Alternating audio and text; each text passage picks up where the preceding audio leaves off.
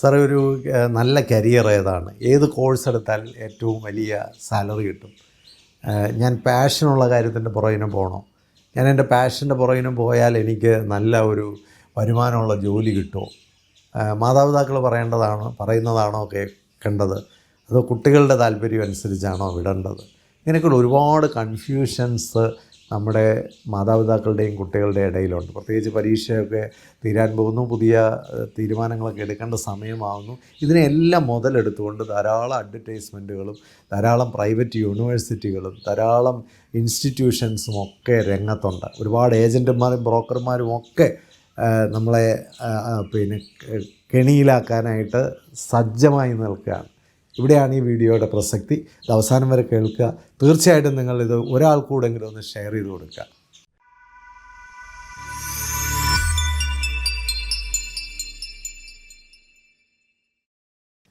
പരീക്ഷയൊക്കെ അങ്ങോട്ട് അടുക്കുമ്പോൾ പരീക്ഷയെപ്പറ്റി മാത്രമല്ല കുട്ടികൾക്ക് ആശങ്കകൾ, മാതാപിതാക്കൾക്ക് ആശങ്കകൾ. പലപ്പോഴും ഇത് കഴിഞ്ഞിട്ട് ഇനി എന്ത് കോഴ്സ് എടുക്കും എന്നുള്ള കാര്യത്തിലൊക്കെ എല്ലാവരും വളരെയധികം സ്ട്രെസ്ഡാണ്. അപ്പോൾ ഞാൻ കഴിഞ്ഞ ദിവസം കുട്ടികൾക്കായിട്ടും പേരൻസിനായിട്ടും ഒരു ക്ലാസ് എടുക്കുകയായിരുന്നു. അപ്പോൾ അവിടെയെല്ലാം ഞാൻ കണ്ടത് വളരെയധികം ചതിക്കുഴികളിലാണ് പലരും പോയി വീണിട്ടുള്ളത്. പലരുടെയും പ്ലാനിങ് ഒക്കെ തന്നെ പല കച്ചവടക്കാരുടെയും പല പരസ്യത്തിൻ്റെയും ഒക്കെ ഇടങ്ങളിൽ പോയി വീണ അവസ്ഥയാണ് കാണുന്നത്. ഇവിടെയാണ് നമ്മൾ വളരെ സൂക്ഷിക്കേണ്ടത്. ഒരുപക്ഷെ കേരളത്തിലെ കുട്ടികൾ ഭയങ്കരമായിട്ട് വിദ്യാഭ്യാസ രംഗത്ത് പറ്റിക്കപ്പെടുന്നുണ്ട്. അത് മുതലെടുക്കാനായിട്ട് എല്ലാവരും അതിനുവേണ്ടി ശ്രമിക്കും. നമ്മുടെ ഒരു ദുരഭിമാനമാണ് പലപ്പോഴും മറ്റുള്ളവർ മുതലെടുക്കുന്നത്. കാരണം നമ്മൾ ഈ വലിയ വലിയ കോഴ്സുകളോ വലിയ വലിയ പേരുകളൊക്കെ കേട്ടാൽ അതിലൊക്കെ വീഴുന്ന ആൾക്കാരാണ്. ഇപ്പോൾ കഴിഞ്ഞ ദിവസം ഒരു കുട്ടിയോട് ഞാൻ ചോദിക്കായിരുന്നു, നീറ്റിന് വേണ്ടി പ്രിപ്പയർ ചെയ്യുന്നൊരു കുട്ടിയാണ്. ഞാൻ ചോദിച്ചു, മോൾ എന്തിനു വേണ്ടിയാണ് ഡോക്ടറാകുന്നത്? ഡോക്ടറായ വലിയ റെസ്പെക്റ്റ് കിട്ടും. ഇതാണ് കുട്ടി ധരിച്ചു വെച്ചിരിക്കുന്നത്. നമ്മളൊന്ന് ആലോചിച്ച് നോക്കണം. നമ്മൾ ഏതെങ്കിലും ഒരു ഡോക്ടറിനോട് പോയി ചോദിച്ചു കഴിഞ്ഞാൽ നമുക്ക് മനസ്സിലാകുന്നൊരു കാര്യമാണ്, ഡോക്ടർ ആയതുകൊണ്ട് ആർക്കും ഒരു റെസ്പെക്റ്റും കിട്ടുന്നില്ല. അല്ലെങ്കിൽ തന്നെ ഒരു മേഖലയിലും അങ്ങനെ വെറുതെ റെസ്പെക്റ്റ് കിട്ടത്തില്ല. റെസ്പെക്റ്റ് എന്ന് പറയുന്നത് ഏതെങ്കിലും ഒരു പൊസിഷനുമായിട്ടോ അല്ലെങ്കിൽ ഏതെങ്കിലും ഒരു ഡെസിഗ്നേഷനുമായിട്ടോ കണക്ട് ചെയ്ത ഒരു കാര്യമല്ല. ഏത് മേഖലയിലും നമുക്ക് റെസ്പെക്റ്റ് കിട്ടണമെങ്കിൽ ആ റെസ്പെക്റ്റ് നമ്മൾ കൊടുക്കുന്ന സർവീസിനെ ബേസ് ചെയ്തിട്ടാണ് ഇരിക്കുന്നത്. നമ്മൾ ആ രംഗത്ത് എന്ത് കോൺട്രിബ്യൂട്ട് ചെയ്തു, നമ്മൾ ആ രംഗത്ത് എത്ര ഡിഗ്നിഫൈഡായിട്ട് നിലകൊണ്ടു, ഇതിൻ്റെയൊക്കെ അടിസ്ഥാനത്തിലാണ് നമുക്ക് റെസ്പെക്റ്റ് കിട്ടുന്നത്. അപ്പോൾ റെസ്പെക്റ്റ് എന്ന് പറയുന്നത് ഏതെങ്കിലും ഒരു കോഴ്സ് പഠിച്ച് ഏതെങ്കിലും ഒരു ജോലിയിലോട്ട് കയറിയാൽ ഉടനെ നമുക്ക് റെസ്പെക്റ്റ് ഒന്നും കിട്ടില്ല. മാത്രമല്ല പഴയ കാലമല്ല, ഇന്നത്തെ കാലത്ത് ഒരുപാട് തരത്തിൽ നമ്മൾ പരീക്ഷിക്കപ്പെടും. ഏത് മേഖലയിലും വളരെ ടൈറ്റായിട്ടുള്ള സ്ക്രൂട്ടണിയിലൂടെയാണ് നമ്മൾ എല്ലാ രംഗത്തും കടന്നു പോകുന്നത്. വലിയ കോമ്പറ്റീഷനാണ്. അപ്പോൾ സ്വാഭാവികമായിട്ട് റെസ്പെക്റ്റ് എന്നൊക്കെ ആഗ്രഹിച്ച് പോകുന്ന പല കുട്ടികളും പിന്നീട് വളരെയധികം നിരാശരാകുന്നതാണ് ഞാൻ കണ്ടിട്ടുള്ളത്. ഞാൻ ഈ പല മേഖലയിലും ഡോക്ടേഴ്സിനെയൊക്കെ ഡോക്ടേഴ്സുമായിട്ടൊക്കെ ഇടപെടുന്ന ഒരാളാണ്. അപ്പോൾ അവിടെയൊക്കെ ഞാൻ കാണുന്നത് പലരും കാണുന്ന ഒരു മെജോറിറ്റി ആൾക്കാരും അൺഹാപ്പിയാണ്. അവരാരും തന്നെ ഹാപ്പിയായിട്ട് കണ്ടിട്ടില്ല. അല്ലെങ്കിൽ എപ്പോഴും അവർ ഭയങ്കര കോമ്പറ്റീഷനിലാണ്, എപ്പോഴും അവർ ഭയങ്കര ഒരു അസ്ഥിരതയിലാണ്. അപ്പോൾ അതൊക്കെ അവരെ കൂടുതൽ അസ്വസ്ഥമാക്കിക്കൊണ്ടിരിക്കുന്നതായിട്ടാണ് കാണുന്നത്. അപ്പോൾ റെസ്പെക്റ്റ് കിട്ടുക എന്ന് പറയുന്നത് നമുക്ക് വെറുതെ ഗ്യാരണ്ടീഡായിട്ട് ഏതെങ്കിലും ഒരു മേഖലയിൽ കിട്ടുന്ന കാര്യമല്ല. വേറെ ഒരു പേരൻറ്റും കുട്ടിയുമായിട്ട് സംസാരിച്ചപ്പോൾ ആ മോൾ എന്നോട് പറഞ്ഞു, സാറേ ബയോളജി എനിക്ക് ഭയങ്കര പാഷനാണ്, ബയോളജിക്ക് പോയാൽ വല്ല സ്കോപ്പും ഉണ്ടോ? നമ്മൾ മനസ്സിലാക്കേണ്ട ഒരു കാര്യം എന്താണ് ഈ പാഷൻ എന്നാണ്. പാഷൻ യഥാർത്ഥത്തിൽ നമുക്കുണ്ടോ എന്ന് അറിയണമെങ്കിൽ നമുക്ക് ഏതെങ്കിലും ഒരു കാര്യത്തിന് വേണ്ടി മെനക്കെടാനും കഷ്ടപ്പെടാനും ത്യാഗം അനുഭവിക്കാനും പെയിൻ എടുക്കാനും നമ്മൾ തയ്യാറാണോ? അതിൻ്റെ കോൺസിക്വൻസസ് എന്തായാലും അതിൻ്റെ റിസൾട്ട് എന്തായാലും എനിക്ക് വിഷയമല്ല. ഇതാണ് എനിക്ക് വേണ്ടത്, ഇതാണ് എൻ്റെ വഴി, ഇതാണ് എൻ്റെ മാർഗം, ഇതിനു വേണ്ടി മാത്രമാണ് ഞാൻ എന്ന് തിരിച്ചറിയുന്നതാണ് പാഷൻ എന്ന് പറയുന്നത്. അപ്പോൾ പാഷൻ ഉള്ള ഒരാൾ ഒരിക്കലും ചോദിക്കരുതാത്തൊരു ചോദ്യമാണ്, ഈ ഫീൽഡിൽ സ്കോപ്പുണ്ടോ, ഇത് പഠിച്ചാൽ ജോലി കിട്ടുമോ, ഇത് പഠിച്ചാൽ എത്ര രൂപ സാലറി കിട്ടും? അപ്പോൾ അങ്ങനെ ഒരു ചോദ്യം ഉണ്ടെങ്കിൽ അതിൻ്റെ അർത്ഥം നിങ്ങൾക്ക് ആ പാഷൻ ഇല്ല എന്നുള്ളതാണ്. അപ്പോൾ പാഷൻ എന്ന് പറയുന്നത് നമുക്ക് ഒരു അന്ധമായ ഏതെങ്കിലും ഒരു കാര്യത്തോടുള്ള ഒരു അഭിനിവേശമാണ് പാഷൻ എന്ന് പറയുന്നത്. അത് ഒരു പരിധി വരെ അന്ധമാണ്. അതിന് വലിയ റീസണോ അല്ലെങ്കിൽ വലിയ യുക്തിയോ ഒന്നും അതിൻ്റെ പുറകിൽ നമ്മൾ ആലോചിക്കാറില്ല. ഇപ്പോൾ ഞാൻ ഈ മേഖലയിലേക്ക് വന്നപ്പോൾ സത്യം പറഞ്ഞാൽ ആരും തന്നെ അക്സെപ്റ്റ് ചെയ്യാത്ത അല്ലെങ്കിൽ സ്വീകരിക്കാത്ത ഒരു മേഖലയിലേക്കാണ് കടന്നു വരുന്നത്. അപ്പോൾ പ്രത്യേകിച്ച് ഇങ്ങനെയുള്ള മേഖലയിലൊക്കെ പ്രവർത്തിക്കുമ്പോൾ ഒരു സ്വീകാര്യതയൊന്നും ഒരിക്കലും നമുക്ക് കിട്ടില്ല. ആദ്യമൊക്കെ ഒരുപാട് അവഹേളിക്കപ്പെടുകയും പലരാലും കളിയാക്കപ്പെടുകയും നിരുത്സാഹപ്പെടുത്തപ്പെടുകയും ഒക്കെ ചെയ്തിട്ടുണ്ട്. പക്ഷേ അതൊന്നും എന്നെ ബാധിച്ചിട്ടില്ല. കാരണം എനിക്ക് അന്ധമായൊരു അഭിനിവേശം ഞാൻ ചെയ്യുന്ന മേഖലയിലോടുണ്ട്.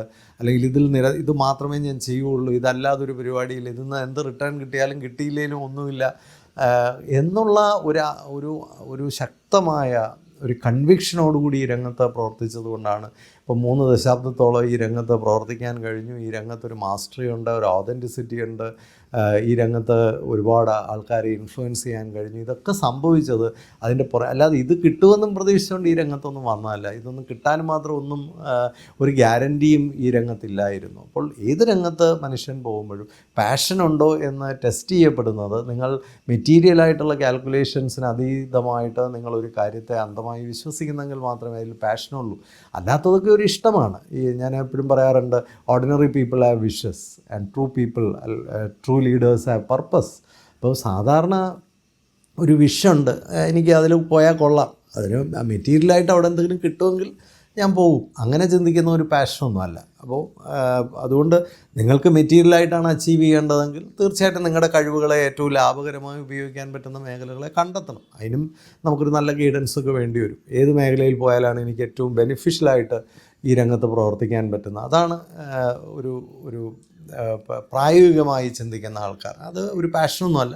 നിങ്ങൾ പ്രായോഗികമായി ചിന്തിക്കണം. നിങ്ങൾക്ക് പണം വേണോ, മെറ്റീരിയലായിട്ടുള്ള അച്ചീവ്മെൻറ്റ്സ് വേണോ, പ്രസക്തി വേണോ, തീർച്ചയായിട്ടും അത്തരം മേഖലകളെ വളരെ കാൽക്കുലേറ്റ് ചെയ്ത് നിങ്ങൾ നീങ്ങണം. അതിന് നല്ലൊരു കാൽക്കുലേഷൻ ആവശ്യമാണ്. എന്തായാലും ഈ അമിതമായ പരസ്യങ്ങളുടെയും പിന്നെ പ്രൊപ്പഗൻഡയുടെയും പബ്ലിക് റിലേഷൻ വർക്കിൻ്റെയും ഒക്കെ പുറകിൽ പോയാൽ നിങ്ങൾ പെട്ടുപോകും. ഇവിടെ നമ്മുടെ രാജ്യത്ത് ഇപ്പോൾ പല പ്രൈവറ്റ് യൂണിവേഴ്സിറ്റികളും സാധാരണ കോഴ്സുകളെയൊക്കെ അസാധാരണമാക്കി കാണിച്ച് കുട്ടികളെ പറ്റിക്കുകയാണ്. ഇപ്പം ഞാനൊരു പയ്യനോട് ചോദിച്ചപ്പോൾ അവൻ പറഞ്ഞെന്തോ സൈബർ ഫോറൻസിക് പഠിക്കാനായിട്ട് പോവാണ്. +2 കഴിയുന്ന ഒരു കുട്ടി ഒരു സൈബർ ഫോറൻസിക് എന്ന് പറയുന്ന ഒരു കോഴ്സിലേക്കൊക്കെ പോയാൽ ഒരു 4 കൊല്ലം കഴിയുമ്പോൾ അല്ലെങ്കിൽ 3 കൊല്ലം കഴിയുമ്പോൾ ആ കുട്ടിയെ സംബന്ധിച്ച് ആ കുട്ടി ഒന്നും ആവില്ല എന്നുള്ളതാണ് വാസ്തവം. അപ്പം ഇത് ഒരു പറ്റിക്കലാണ്. കാരണം ഒരു സൈബർ ഫോറൻസിക്കൊക്കെ പഠിക്കേണ്ട ഒരു കുട്ടി ആദ്യം തന്നെ ഒന്നുകിൽ കമ്പ്യൂട്ടർ മേഖലയിലോ അല്ലെങ്കിൽ സയൻസ് മേഖലയിലോ ഒക്കെ വളരെ ഒരു ഓതൻറ്റിക് ആയിട്ടുള്ള ഒരു എക്സ്പെർട്ടൈസ് നേടിയതിന് ശേഷം അതിന് തുടർന്ന് പഠിക്കാവുന്ന മേഖലകളാണ് അത്തരം കാര്യങ്ങളൊക്കെ. ഇപ്പോൾ കഴിഞ്ഞ ദിവസം ഒരു കുട്ടി എന്നോട് പറഞ്ഞു, സാറേ ബയോ സ്റ്റാറ്റിസ്റ്റിക്സ് പഠിച്ചു.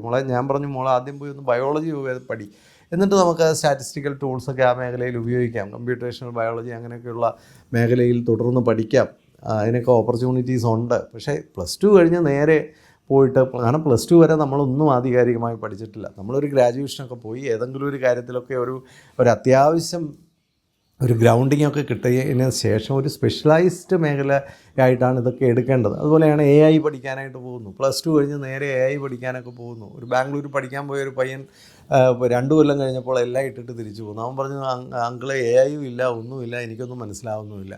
ഇത്രയൊക്കെയുള്ള കാര്യം. ഒരുപാട് പൈസ കൊടുത്തിട്ടാണ് കുട്ടികൾ പോകുന്നത്. ഞാൻ ഈ അടുത്തിടയിൽ ഒരു കുട്ടിയോട് ചോദിച്ചപ്പോൾ പറഞ്ഞു, BCom വിത്ത് ACC ആണ് പഠിക്കുന്നത്. ഞാൻ ആ കുട്ടിയുമായിട്ട് ഇച്ചിരി ഞാൻ സംസാരിച്ചപ്പോൾ മനസ്സിലായി, ഒരു BCom പോലും പഠിക്കാനുള്ള ഒരു കപ്പാസിറ്റി ആ കുട്ടിക്കില്ല. BCom തന്നെ ചൊവ്വേ നേരെ പഠിച്ചിരുന്നു, ഒന്നുമില്ല, ഒരു അക്കൗണ്ടൻറ്റിൻ്റെ ജോലിയെങ്കിലും നമുക്ക് കിട്ടിയേനെ. ഇത് BComൻ്റെ കൂടെ ACC, എന്താ പ്രശ്നം? മാതാപിതാക്കൾക്ക് BCom എന്നൊക്കെ പറയുമ്പോൾ എന്തോ ഒരു സാധാരണ കോഴ്സാണ്. അപ്പോൾ BCom വിത്ത് ACC എന്നൊക്കെ പറയുമ്പോൾ അതെന്തോ വലിയ അസാധാരണ കോഴ്സാണെന്ന് പറഞ്ഞിട്ടാണ് കൊണ്ടുവിടുന്നത്. അവസാനം എന്താ സംഭവിക്കുന്നത്? ഈ കുട്ടി ഒന്നിലും ഗുണമുള്ളതാവുന്നില്ല, ഒരു ജോലി സാധ്യത ഇതിന് കിട്ടുന്നുമില്ല. ഇതാണ് വാസ്തവം എന്ന് പറയുന്നത്. പിന്നെ ഇതിൻ്റെ ഈ നടത്തുന്നവർക്കുള്ള ഗുണം എന്നാണെന്ന് വെച്ചാൽ, BCom എന്ന് പറഞ്ഞാൽ 1 ലക്ഷം രൂപ ഫീസ് വാങ്ങിക്കാം, BCom വിത്ത് ACC എന്ന് പറഞ്ഞിട്ട് 6-7 ലക്ഷം ചോദിച്ചാലും നിങ്ങൾ കൊടുക്കും. ഇതാണ് സംഭവിക്കുന്നത്. ഇപ്പോൾ വേറൊരു കുട്ടിയെ ഞാൻ കണ്ടു. ആ കുട്ടി പിന്നെ BCA പിന്നെ ആർട്ടിഫിഷ്യൽ ഇൻ്റലിജൻസ് എന്ത് കോഴ്സാണ് എനിക്ക് മനസ്സിലാകുന്നില്ല. നിങ്ങൾ ഒരു നല്ല കോളേജിൽ പോയിട്ട് ഒരു BCA പഠി, ഒരു നല്ല കോളേജിൽ പോയിട്ട് ഒരു BBA പഠി, ഒരു നല്ല കോളേജിൽ പോയിട്ട് ബയോളജിയോ ഫിസിക്സോ കണക്കോ പഠി. അത് പഠിച്ചതിന് ശേഷം നിങ്ങളുടെ കാലിബർ അപ്പോഴത്തേക്ക് നിങ്ങൾക്ക് തിരിച്ചറിയാൻ സാധിക്കും. ഈ വിദ്യാഭ്യാസത്തിൻ്റെ ഏറ്റവും വലിയൊരു ചലഞ്ച് എന്ന് പറയുന്നത് നമ്മളുടെ കപ്പാസിറ്റിയും നമ്മളുടെ കഴിവും നമ്മുടെ ടാലൻറ്റും നമ്മുടെ ആപ്റ്റിറ്റ്യൂഡും ഒക്കെ എവിടെയാണെന്ന് തിരിച്ചറിയുന്ന ഒരു നിമിഷമാണ് അതിൻ്റെ ഏറ്റവും ഇമ്പോർട്ടൻ്റ് ആയിട്ടുള്ള ടൈം എന്ന് പറയുന്നത്. അത് തിരിച്ചറിഞ്ഞു കഴിഞ്ഞാൽ നമുക്ക് അതനുസരിച്ച് പോയിട്ട് പഠിക്കും. ഈ +2 കഴിഞ്ഞ കുട്ടികൾ ഇതൊന്നും തിരിച്ചറിയുന്നില്ല, അവരെ പറ്റിക്കുകയാണ് ചെയ്യുന്നത്. സൈക്കോളജി എന്നും പറഞ്ഞ് കുറേ കുട്ടികളാണ് ഇറങ്ങിപ്പോകുന്നത്. സൈക്കോളജി പഠിക്കുക. ഇന്നലെ ഒരു മോൾ എന്നോട് ചോദിച്ചു, അങ്കിളെ സൈക്കോളജി ആരാണ് പഠിക്കേണ്ടത്, അതിനുള്ള ആപ്റ്റിറ്റ്യൂഡ് എനിക്ക് ഉണ്ടോ എന്ന് എങ്ങനെയാണ് അറിയുന്നത്? അപ്പോൾ +2 സയൻസ് പഠിക്കുന്ന ഒരു കുട്ടിയാണ്, ഇതുവരെ സൈക്കോളജി പഠിച്ചിട്ടില്ല. ഞാൻ ഒറ്റ കാര്യം ആ കുട്ടിയോട് പറഞ്ഞുള്ളൂ, സൈക്കോളജി ഒരു ഹ്യൂമൻ മൈൻഡ് സ്റ്റഡി ചെയ്യുന്ന ഒരു മേഖലയാണ്. നമുക്ക് മനുഷ്യരെ ഇഷ്ടമാണ്, മനുഷ്യരെ അനലൈസ് ചെയ്യാൻ ഇഷ്ടമാണ്, മനുഷ്യരുമായിട്ട് കൂടുതൽ ഇടപെടാൻ ഇഷ്ടമാണ്, മനുഷ്യരെ ഇൻഫ്ലുവൻസ് ചെയ്യാനും മനുഷ്യരെ ഇൻസ്പയർ ചെയ്യാനും ഒക്കെ കഴിയുന്ന ഒരാളാണോ? ഒരു ഹ്യൂമൻ സ്കില്ലുണ്ടോ? മനുഷ്യൻ എന്ന് പറയുന്നത് നമുക്കൊരു വീക്ക്നെസ് ആണോ? തീർച്ചയായിട്ടും ആ ബിഹേവിയറിനെ പറ്റിയും ആറ്റിറ്റ്യൂഡിനെ പറ്റിയും ഒക്കെ പഠിക്കാൻ താല്പര്യങ്ങളുണ്ടോ? അത്യാവശ്യം ഒരു സയൻസ് ടെമ്പർമെൻ്റ് ഉണ്ടോ? അത്യാവശ്യം റിസർച്ച് ക്വാളിറ്റി ഉണ്ടോ? തീർച്ചയായിട്ടും അങ്ങനെയുള്ളൊരു കുട്ടിയാണ് സൈക്കോളജിയൊക്കെ എടുത്ത് പഠിക്കേണ്ടത്. ഇത് സൈക്കോളജി പഠിക്കാൻ പോകുന്ന ആളുടെ സൈക്കോളജി തന്നെ ശരിയല്ല. ഒന്ന് ചിരിക്കാൻ പോലും കഴിയാത്ത ഒരു കുട്ടിയാണ് സൈക്കോളജി പഠിക്കാൻ പോകുന്നത്. പോയിട്ട് ഈ അബ്നോർമൽ സൈക്കോളജി എല്ലാം പഠിച്ചു കഴിയുമ്പോഴത്തേക്ക് എനിക്കും രോഗമാണെന്ന് സ്വയം തോന്നുന്ന അവസ്ഥയിൽ ധാരാളം ആൾക്കാരെ ഞാൻ കണ്ടിട്ടുണ്ട്. അപ്പോൾ നമ്മൾ എന്ത് പഠിക്കാൻ പോകുമ്പോഴും നമുക്ക് ഈ അഡ്വർടൈസ്മെൻറ്റ് കണ്ടും ആൾക്കാർ പറയുന്നത് കേട്ടും അങ്ങനെയൊന്നും ആരും പോകരുത്. കലാപരമായിട്ടൊക്കെ കണ്ടൻറ്റ് വേണ്ട മേഖലകളുണ്ട്. ഇപ്പോൾ തന്നെ ഡിസൈൻ കോഴ്സ് എന്നൊക്കെ പറഞ്ഞ് ഒരുപാട് കുട്ടികൾ പോയിട്ട് ഈ ഡിസൈൻ കോഴ്സൊക്കെ പഠിക്കുന്നുണ്ട്. ഈ ഒരു മീഡിയോക്കർ ഡിസൈൻ കോഴ്സൊക്കെ പഠിക്കുക, അല്ലെങ്കിൽ ഒരു മീഡിയോക്കർ ലെവലിലൊക്കെ നമ്മളൊരു ഡിസൈനറൊക്കെ ആയിക്കഴിഞ്ഞാൽ അങ്ങനെയുള്ള മേഖലയിലൊന്നും ഇനിയൊരു തൊഴിലവസരമില്ല. കാരണം ഇതൊക്കെ ഒരു മീഡിയോക്കർ ലെവലിലെ ഇത്തരം കാര്യങ്ങളൊക്കെ AI ഏറ്റെടുക്കും. കാരണം നമുക്കൊരു ChatGPTയുടെയോ അല്ലെങ്കിൽ ഒരു ആർട്ടിഫിഷ്യൽ ഇൻ്റലിജൻസിൻ്റെയോ ഒക്കെ സഹായമുണ്ടെങ്കിൽ ഒരു ഡിസൈനിനൊന്നും ഇനി മനുഷ്യനെ ആവശ്യമില്ല. എവിടെയാണ് മനുഷ്യനെ ആവശ്യം വരുന്നത്? എക്സെപ്ഷണലായിട്ട്, ഒറിജിനലായിട്ട്, ഭയങ്കര ക്രിയേറ്റീവായിട്ടൊക്കെയുള്ള കാര്യങ്ങൾ ചെയ്യാനാണ്. അതൊരു പക്ഷേ മെഷീനേക്കാളും എക്സലൻ്റായിട്ട് ചെയ്യാൻ കഴിയുന്ന മനുഷ്യരുണ്ട്. അത്തരം മനുഷ്യരാണോ ഞാൻ? അത്തരം ക്വാളിറ്റി, അത്തരം ആപ്റ്റിറ്റ്യൂഡ്, അത്തരം ക്രിയേറ്റിവിറ്റിയൊക്കെ എനിക്കുണ്ടോ? എങ്കിൽ നമ്മൾ അതിനൊക്കെ പോയാൽ മതി. അല്ലാതെ ഡിസൈനിങ് കോഴ്സ് സ്കോപ്പുണ്ടോ എന്ന് ചോദിച്ചിട്ട് ഒരു കാര്യമില്ല. ഒരു ഫീൽഡിലും അങ്ങനെ എക്സ്ട്രാ സ്കോപ്പില്ല. ഞാൻ ഇതിനു മുമ്പുള്ള വീഡിയോസിലൊക്കെ പറഞ്ഞിട്ടുള്ളൊരു കാര്യമാണ്. ഒരു ഫീൽഡിലും ഒരു എക്സ്ട്രാ സ്കോപ്പില്ല. ഏതെങ്കിലും ഫീൽഡ് എക്സ്ട്രാ സ്കോപ്പ് ഉണ്ടെന്ന് പറഞ്ഞ് നിങ്ങൾ പോയാൽ നിങ്ങൾ അവസാനം നിരാശയിലായിരിക്കും പെടുക. മെഡിക്കൽ സയൻസിൽ പോലും ഒരു എക്സ്ട്രാ സാധ്യതകളും ഇനിയില്ല. നമ്മൾ ഇപ്പോൾ ഒരു ഭയങ്കര മിടുക്കരായ കുട്ടികൾക്ക് ഗവൺമെൻറ് മെഡിക്കൽ കോളേജിലൊക്കെ പഠിക്കുന്ന കുട്ടികളെ മാറ്റി നിർത്തിയാൽ നമ്മളിന്ന് പ്രൈവറ്റ് മെഡിക്കൽ കോളേജിലൊക്കെ പോയി പഠിക്കുന്ന കുട്ടികളൊക്കെ ഏകദേശം ഒരു 70, 80, 1 കോടി രൂപ വരെയൊക്കെ ചിലവാക്കിയാണ് പഠിക്കുന്നത്. ഇറങ്ങി വന്നു കഴിഞ്ഞാൽ കിട്ടുന്നത് ഒരു 30,000 രൂപയാണ് അങ്ങേയറ്റം കിട്ടുന്ന സാലറി. പിന്നെ ഒരു PG ഒക്കെ കിട്ടി അല്ലെങ്കിൽ അതിന് മേളോട്ടൊക്കെ പഠിക്കാൻ ഭാഗ്യം കിട്ടുന്ന ഒരു 10% കുട്ടികളുണ്ട്. അപ്പോൾ ബാക്കി കുട്ടികളുടെയൊക്കെ കാര്യം എന്താണ്? ഈ 30,000 രൂപ വാങ്ങിക്കാനായിട്ട് നിങ്ങൾ മെഡിക്കൽ സയൻസ് പഠിക്കേണ്ട കാര്യമുണ്ടോ? അപ്പോൾ ചിലരൊക്കെ പറയുന്നത് മെഡിക്കൽ സയൻസിൽ ധാരാളം ഓപ്പർച്യൂണിറ്റിയാണ്. മെഡിക്കൽ സയൻസിൽ ഓപ്പർച്യൂണിറ്റി ഉള്ളവർ ഏറ്റവും മിടുക്കരായ കുട്ടികളാണ്. ആ ഏറ്റവും മിടുക്ക് നമുക്കില്ലെങ്കിൽ നമ്മൾ പോകാതിരിക്കുന്നതാണ് നല്ലത്. പല പേരൻസും പറയുന്നൊരു കാര്യമാണ്, മുളങ്ങ് കഷ്ടപ്പെട്ട് പഠിച്ചാൽ മോക്ക് വേണമെങ്കിൽ നീറ്റ് കിട്ടും. അങ്ങനെ കഷ്ടപ്പെട്ട് പഠിച്ച് ഞെക്കിപ്പിഴിഞ്ഞൊക്കെ നീറ്റ് എടുക്കുന്ന കുട്ടികളെ സംബന്ധിച്ച് അവർ ആ ഫീൽഡിൽ ഒരു മീഡിയോക്കറായിട്ട് നിലനിൽക്കുകയും ജീവിതകാലം മുഴുവൻ കഷ്ടപ്പെടുകയും ചെയ്യും. ഞാൻ പറയുന്നത്, നിങ്ങളുടെ കുട്ടിക്ക് കഷ്ടപ്പെട്ട് പഠിച്ചാൽ നീറ്റ് കിട്ടുമെങ്കിൽ ആ കുട്ടി അതിന് താഴെയുള്ള ഏതെങ്കിലും കോഴ്സിൽ പോയി അതിൽ എക്സൽ ചെയ്യുന്നതാണ് നല്ലത്. ഒരു ബേസിക് ബയോളജിയൊക്കെ എടുത്ത് പഠിച്ചാൽ പോലും ആ കുട്ടിക്ക് അതുമായി ബന്ധപ്പെട്ടിട്ടുള്ള വേറെ മേഖലകളിലൊക്കെ പോയി കുറച്ചുകൂടെ എക്സലൻ്റ് ആകാനായിട്ട് സാധിക്കും. എൻ്റെ അടുത്ത് കുറേ കാലങ്ങൾക്ക് മുമ്പ് വന്നൊരു കുട്ടിയാണ്. ആ കുട്ടി ഇതുപോലെ MBBS പഠിക്കാനായിട്ട് നീറ്റ് 2 പ്രാവശ്യം എഴുതി വളരെ ഡിസപ്പോയിൻറ്റഡായി. ഞാൻ ആ കുട്ടിയോട് പറഞ്ഞു, പോയിട്ട് ബയോളജി എടുത്ത് പഠിക്കുക, ഒരു ലൈഫ് സയൻസ് കോഴ്സ് എടുത്ത് പഠിക്കുക. ആ കുട്ടി ഇന്നൊരു അസിസ്റ്റൻറ്റ് പ്രൊഫസറാണ് ഒരു കോളേജിൽ. കാരണം ഒരു MBBS പോലുള്ളൊരു കോഴ്സിൽ ആ കുട്ടി ഒരുപക്ഷെ ഒരു എക്സലൻ്റ് ആവില്ല. എന്തും പറഞ്ഞാൽ അതിന് താഴെയുള്ള മേഖലയിലൊക്കെ ആ കുട്ടിക്ക് വിചാരിച്ചാൽ കുറേ കൂടെ ബെറ്റർ. ആ കുട്ടി എനിക്ക് തോന്നുന്ന MSc പഠിക്കുന്ന സമയത്ത് തന്നെ അത് നെറ്റ് ക്വാളിഫൈ ചെയ്യുകയും കോളേജിറ്റ് ഒരു എഡ്യൂക്കേഷന് വേണ്ടിയുള്ള ഒരു എലിജിബിലിറ്റി നേടുകയും ചെയ്തൊരു കുട്ടിയാണ്. അപ്പോൾ ഇത്രയേ ഉള്ളൂ കാര്യം. നമ്മളെ സംബന്ധിച്ച് നമുക്ക് ഏറ്റവും പെർഫെക്റ്റായിട്ട് തോന്നുന്നു, നമുക്കൊരു മാസ്റ്ററി കൊടുക്കാൻ പറ്റുന്ന, നമുക്ക് ഓതൻറ്റിക് ആകാൻ കഴിയുന്ന, നമുക്കൊരു എക്സ്പേർട്ട് ആകാൻ കഴിയുന്ന, നമുക്ക് എന്തെങ്കിലുമൊക്കെ കോൺട്രിബ്യൂട്ട് ചെയ്യാൻ കഴിയുന്ന മേഖലയിൽ നമ്മൾ ചെന്നാൽ തീർച്ചയായിട്ടും നമുക്ക് വിജയിക്കാനായിട്ട് സാധിക്കും. അതിനെയാണ് ഒരു കരിയർ എന്ന് വിളിക്കുന്നത്. നമ്മൾ പൈസയ്ക്ക് വേണ്ടി ചെയ്യുന്നതൊക്കെ ഒരു ജോബാണ്. എന്താണൊരു കരിയർ എന്ന് ചോദിച്ചാൽ നമുക്ക് വളരെ സന്തോഷത്തോടു കൂടി ഹാപ്പിയായി ഒരു രംഗത്ത് എന്തെങ്കിലുമൊക്കെ കോൺട്രിബ്യൂട്ട് ചെയ്യാനും ആ കോൺട്രിബ്യൂഷൻ കൊണ്ട് ഒരു ക്വാളിറ്റിയിൽ നിന്നാണ് റെസ്പെക്റ്റൊക്കെ ഉണ്ടാകുന്നത്. റെസ്പെക്റ്റ് വെറുതെ ഒന്നും വരില്ല. നിങ്ങൾ ഏതെങ്കിലും ഒരു മേഖലയിൽ ചെന്ന് അവിടെ നന്നായിട്ട് കോൺട്രിബ്യൂട്ട് ചെയ്യാമെങ്കിൽ നിങ്ങൾക്ക് അവിടെ ഒരു ആൾക്കാരെ ഇൻസ്പയർ ചെയ്യാൻ കഴിഞ്ഞാൽ, ഒരു എക്സൈറ്റ് ചെയ്യാൻ കഴിഞ്ഞാൽ, ഇംപ്രസ് ചെയ്യാൻ കഴിഞ്ഞാൽ, അവിടെ നിങ്ങൾക്ക് തിരിച്ച് കിട്ടുന്നത് എന്താണെന്ന് ചോദിച്ചാൽ അതാണ് കരിയർ. ഒരു കരിയർ നിങ്ങൾക്ക് ഉണ്ടാക്കിയെടുക്കണമെങ്കിൽ നിങ്ങൾക്ക് എക്സൈറ്റ് ചെയ്യിക്കാൻ കഴിയുന്ന, ഇൻസ്പയർ ചെയ്യിക്കാൻ കഴിയുന്ന, അല്ലെങ്കിൽ നിങ്ങൾക്ക് എന്തെങ്കിലുമൊക്കെ കോൺട്രിബ്യൂട്ട് ചെയ്യാൻ കഴിയുന്ന, നിങ്ങൾ ഹാപ്പിയായി എൻജോയ് ചെയ്യാൻ കഴിയുന്ന ഒരു മേഖലയിലേക്ക് നിങ്ങൾക്ക് പോകാൻ കഴിയണം. അത് ഒറ്റ ദിവസം കൊണ്ട് പോകാൻ ഒന്നും കണ്ടുപിടിക്കാൻ പറ്റില്ല. ഒരുപക്ഷെ അത് 18 വയസ്സിലോ 20 വയസ്സിലോ തന്നെ നിങ്ങൾ കണ്ടെത്തണമെന്നില്ല. പക്ഷേ അത് കണ്ടെത്താനായിട്ടുള്ളൊരു നിരന്തരമായ അന്വേഷണം നിങ്ങളിൽ എപ്പോഴും നിങ്ങൾ നിലനിർത്തണം. ചെറിയ ചെറിയ ജോലികളൊക്കെ നമ്മൾ ചെയ്തുകൊണ്ടേയിരിക്കണം. ജോലി ചെയ്യുന്നതിനൊന്നും യാതൊരു മടിയും കാണിക്കേണ്ട, ദുരഭിമാനം വേണ്ട, എന്ത് ജോലിയും ചെയ്തു. നമ്മളുടെ ആ ഒരു ഗ്രൂവിലെത്തുന്നിടം വരെ, നമ്മളുടെ ആ ലക്ഷ്യത്തിലെത്തുന്നിടം വരെ ചെറിയ ചെറിയ ജോലികളൊക്കെ ചെയ്ത് നമുക്ക് പഠിക്കാവുന്ന കോഴ്സുകളൊക്കെ പഠിച്ച് നമ്മൾ അതിലേക്ക് മുന്നേറി വരണം. ഒരു കാലത്ത് നിങ്ങളതിൽ എക്സ്പേർട്ടാകും. അത് 30കളിൽ തന്നെ എത്തണമെന്നില്ല. ചിലരത് 40 വയസ്സിലായിരിക്കും എത്തും. ഞാൻ എൻ്റെ ഒരു പാഷനും എൻ്റെ ഒരു ഇഷ്ടവും എൻ്റെ ഒരു എനിക്ക് വേണ്ടിടത്തേക്ക് പോകാനുള്ള ധൈര്യവുമൊക്കെ ആർജിച്ചപ്പോൾ തന്നെ 30 വയസ്സായി. അപ്പം അതുകൊണ്ട് കുഴപ്പമൊന്നുമില്ല. നമുക്ക് ഇച്ചിരി പതുക്കെ വന്നാലും നമുക്ക് ആ രംഗത്ത് സസ്റ്റൈനബിളായിട്ടുള്ള ഗ്രോത്ത് നേടാൻ കഴിഞ്ഞാൽ ഒന്നും വിഷമിക്കേണ്ട കാര്യമില്ല. കാരണം റിയലായിട്ടുള്ള കരിയർ എൻജോയ് ചെയ്യുന്നവർക്ക് ദർ ഈസ് നോ റിട്ടയർമെൻറ്റ്. അത് മനസ്സിലായിക്കോണം. അവർക്കൊരിക്കലും റിട്ടയർമെൻ്റ് ഇല്ല. കാരണം അവർ ഓരോ വർഷം കഴിയുന്നതോറും ആ രംഗത്ത് കൂടുതൽ എക്സ്പേർട്ടൈസ് നേടുകയും കൂടുതൽ ഓതൻറ്റിക് ആവുകയും കൂടുതൽ കോൺട്രിബ്യൂട്ട് ചെയ്യുകയും കൂടുതൽ ഇൻസ്പയർ ചെയ്യുകയും ഒക്കെ ചെയ്തുകൊണ്ടിരിക്കുക. അവർക്ക് എവിടെയാണ് റിട്ടയർമെൻറ്റ്? അതുകൊണ്ട് ഇച്ചിരി പതുക്കെ വന്നാലും കുഴപ്പമില്ല, ധൃതിയൊന്നും പിടിക്കണമെന്നില്ല. അതുവരെ നമ്മളെ സസ്റ്റെയിൻ ചെയ്യാനായിട്ട് പഠിച്ചുകൊണ്ടും ജോലി ചെയ്തുകൊണ്ടും ഒക്കെ ഇരിക്കുക. നമ്മൾ എത്തേണ്ടടുത്ത് നമ്മൾ എത്തിക്കോളും. ഈ ധൃതിയൊക്കെ കാണിക്കുന്നതാണ് പലപ്പോഴും കുഴപ്പം. പേരൻസിനൊന്നും ക്ഷമയില്ല. അവർ കുട്ടികളെയൊക്കെ എന്തെങ്കിലും ഒരു ടാഗ് ചെയ്യാൻ വേണ്ടി ഇങ്ങനെ ധൃതി പിടിക്കുകയാണ്. അബദ്ധമാണിതൊക്കെ. ഒരു കുട്ടിക്ക് 12ാം ക്ലാസ് കഴിഞ്ഞു പ്രത്യേകിച്ച് ഒരു വലിയ ഇൻട്രസ്റ്റ് ഒന്നും തോന്നുന്നില്ല. ഒരു കോളേജിൽ പോയിട്ട് ആ കുട്ടിക്ക് കംഫർട്ടബിളായിട്ടുള്ളൊരു ഡിഗ്രി എടുത്ത് പഠിക്കട്ടെ. നല്ല കൂട്ടുകാരോടൊപ്പം പഠിക്കുമ്പോൾ, നല്ല പ്രൊഫസർമാരോടൊപ്പം ഒക്കെ സഹവസിക്കുമ്പോൾ കുട്ടികളിൽ അവരാരാണെന്നുള്ള തിരിച്ചറിവ് ഉണ്ടാവുകയും, അല്ലെങ്കിൽ ഏതെങ്കിലും ഒരു മേഖലയിൽ പോയി കുറച്ചു കാലം ജോലി ചെയ്യട്ടെ. അപ്പം അങ്ങനെയൊക്കെ ജോലി ചെയ്യുമ്പോഴാണ് ഓക്കെ ഇതാണ് എൻ്റെ ശരിക്കും. ഇപ്പോൾ എനിക്കറിയാവുന്നൊരു കുട്ടി, അവന് BCom കഴിഞ്ഞു, MCom കഴിഞ്ഞു, അവന് ജോലിയിൽ കയറി അക്കൗണ്ടൻ്റായിട്ട് ജോലി ചെയ്യുമ്പോഴാണ് അവൻ മനസ്സിലാക്കുന്ന അവനൊരു ഫിനാൻസ് മേഖലയിൽ പഠിക്കണം. ഇപ്പോൾ നല്ലൊരു ഇൻവെസ്റ്റ്മെൻറ്റ് എക്സ്പേർട്ടായിട്ട് പുള്ളി മാറുന്നു. സ്റ്റോക്ക് മാർക്കറ്റിനെ കുറിച്ചൊക്കെ വളരെ ആധികാരികമായി കാര്യങ്ങൾ ചെയ്യാനായിട്ടൊക്കെ പഠിക്കുന്നു. അതിലെല്ലാം സർട്ടിഫിക്കേഷൻസൊക്കെ എടുക്കുന്നു. അതിനനുസരിച്ചുള്ളൊരു ജോബ് പ്രൊഫൈലിലേക്ക് പുള്ളി കയറുന്നു. Is very happy. ഇപ്പോൾ അവൻ തന്നെ തിരിച്ചറിയുകയാണ്, ഞാനൊരു ഇൻവെസ്റ്റ്മെൻറ്റ് കൺസൾട്ടൻ്റ് ആണ്. അപ്പോൾ ആ ലെവലിലേക്ക് ഒരു കുട്ടി ആവാൻ സമയമെടുത്ത്. ഒരു 30-32 വയസ്സായി. പക്ഷേ ഒരു കുഴപ്പമില്ല. ചെറിയ ചെറിയ സെയിൽസ് ജോബുകളൊക്കെ ചെയ്തുകൊണ്ടിരുന്ന ഒരു പയ്യനാണ്. അവന് ഒരു ഹോട്ടൽ ഫീൽഡിലെ സെയിൽസ്മാനായിട്ട് ജോലി ചെയ്യുന്നു. കുറേ കാലം അങ്ങനെ ചെയ്യുന്നു. ഇപ്പോൾ ഒരു പ്രോജക്റ്റ് മാനേജ്മെൻറ്റ് എക്സ്പേർട്ടായി മാറി. ഇപ്പോൾ ചെറിയ ചെറിയ ജോലികളിലൂടെ അവൻ അവിടെ ഇരുന്ന് അതിലേക്ക് എത്തി. ഇപ്പോൾ US നിന്ന് പ്രോജക്റ്റ് മാനേജ്മെൻറ്റിലുള്ള ഒരു വലിയ സർട്ടിഫിക്കേഷൻ അവൻ നേടിക്കഴിഞ്ഞു. നേഴ്സായി ജോലി ചെയ്യുന്നൊരു കുട്ടി, അവൾ നേഴ്സായി ജോലി ചെയ്ത് വന്ന ഒരു പീഡിയാട്രിക് എക്സ്പേർട്ടാണ്. ഇന്ന് പീഡിയാട്രിക് രംഗത്ത്, നിയോനേറ്റൽ പീഡിയാട്രിക് രംഗത്തൊക്കെ ഇൻ്റർനാഷണൽ ലെവലിൽ ഒരുപാട് സർട്ടിഫിക്കേഷൻസ് ആ കുട്ടി നേടിക്കഴിഞ്ഞു.